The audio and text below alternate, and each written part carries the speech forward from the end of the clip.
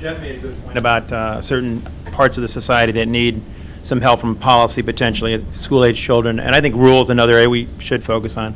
There's two things that have happened in rural broadband, though, that are interesting, and Jeff raised one, and that's satellite. And so just a few years ago, I think it's probably Viasat you're talking about, Jeff, Yes. but Viasat used to be a used company, now they're a separate company. They came by and visited with us last week just to kind of tell us what they're doing and so forth. And one of the interesting things they told us was that their new generation satellite, as Jeff said, can do 16 and 4, but it's also improved latency. Now, it's not good enough to do two-way video, and it's not good enough for VoIP either. But you can do video, standard definition video, quite well. And here's a point that, Dave, you probably didn't know. They actually have between midnight and 5 in the morning unlimited downloads. So that's good. I didn't know. Yeah, so if you want to download a video, a movie for the next day, you can do that anytime you want, any time of the month, and it won't violate your cap. So they actually are serving a population in a better way than was possible just a few years ago. The same thing's true with LTE that we're deploying. We're going to reach most of the population, probably a little bit more of the population of the 3G population we have today. We're at 280 million, I think, today we're reaching. And we're selling a service called Home Fusion, which is basically a fixed wireless service that is a special antenna that gets you the connection, but you get 12 to 14 megs down, 3 megs up service. And this is already obsolete old LTE, not LTE advanced with 100 megahertz, which would be several times. Yeah, exactly. But the point is, this is available now in areas that are, and this is largely rural populations primarily, but that could, again, not get good service before. So the point really is, getting back to the economics of this industry, there's evidence that the economics in the competition industry is driving continued investment. The satellite example is one. They just put a new generation of satellites up, and they told us they're getting ready with a new generation coming up in the not too distant future. And LTE is another example. So, there is a lot of evidence the industry continues to invest and innovate, which is a sign that there's competition here, I think. Just on the rural,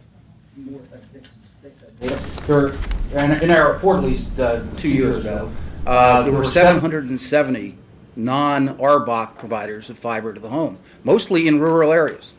Rural co-ops have a lot of fiber. It's 2 million people have fiber connections from at their homes from non-BOC. So, and the point was in the report, quoting the data gatherer, these providers, talking about the rurals, have also been aided by loans and subsidies such as rural broadband loans and universal service funds. So if you get these things targeted to the right place, there's no reason, at least in some rural markets, that fiber to the home is quite doable and has been done and is becoming quite prevalent. You may not get to Manhattan, Nevada for a while, although my data there is 2 years old, so I need to double check. Maybe they've got a grant and now they've, And if they get to Springfield, Vermont, where 600 homes have gigabit service from Vermont Telephone, and this is why this is interesting, at $35 a month, the exact same price as DSL. It'll probably be in the Wall Street Journal later today, and I consulted on the build. That's how you would build a network today. The price is $35 instead of the $70 because they got the stimulus money, and in order to get the stimulus money, they promised to give it back to customers in lower prices. I wish we all could have that kind of service, but the stimulus is now history, and the need for spending that kind of government money is now past, if it ever was legitimate. And Dave, the question I think you have to ask is, beyond connecting the police station, the fire station, the hospital, the school, why are we taking money out of taxpayer pockets all across the country, in a country in which median incomes, at least cash incomes, are not going up, in order that people that can have 8G TV to support high definition wall-sized television sets? Because that's the use today.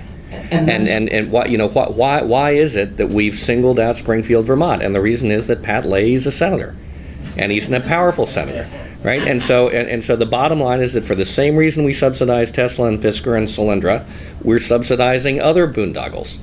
And that's all it is. I'm all in favor of Manhattan, Nevada, getting a few $100,000 or $1 million, whatever it costs, to get a community antenna so that they've got a reasonable broadband service.